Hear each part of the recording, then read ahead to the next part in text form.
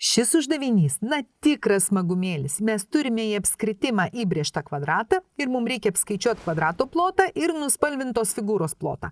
Kai mes žinome apskritimo spindulio ilgį, štai čia yra apskritimo spindulys 9 ir štai čia aišku taip pat yra apskritimo spindulys 9. Tai kaipgi mums apskaičiuoti tą kvadrato plotą? Aišku, mes galime apskaičiuoti, va čia iš Pitagoro teoremos, galime apskaičiuoti kvadrato kraštinės ilgį ir jį pakelti kvadratu. Taip yra dažniausiai skaičiuojamas kvadrato plotas, kraštinės ilgį keliant kvadratu. Bet mes galime nepamiršti, kad kvadratas taip pat yra ir rombas ir kaip kiekvieno rombo plotą mes galime apskaičiuoti jį į strižainę, dauginant iš strižainės ir dalinant pusiau.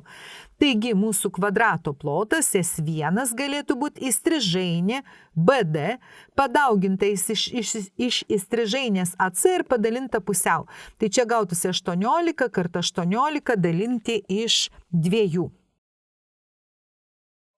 Dabar skaičiuosim nuspalvintos figūros plotą. S2 pas mus jis pavadintas.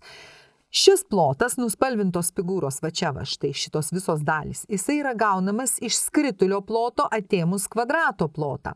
Skritulio plotas skaičiuojamas būtų pagal formulę pi r kvadratu ir atimam kvadrato plotą, kvadrato plotą jau mes esam suskaičiavę. Taigi mūsų S2 bus lygus pi, spindulys yra skritulio 9 kvadratu minus S1. Šį plotą mes jau suskaičiavę 162. Taigi gauname 81 pi atimti 162.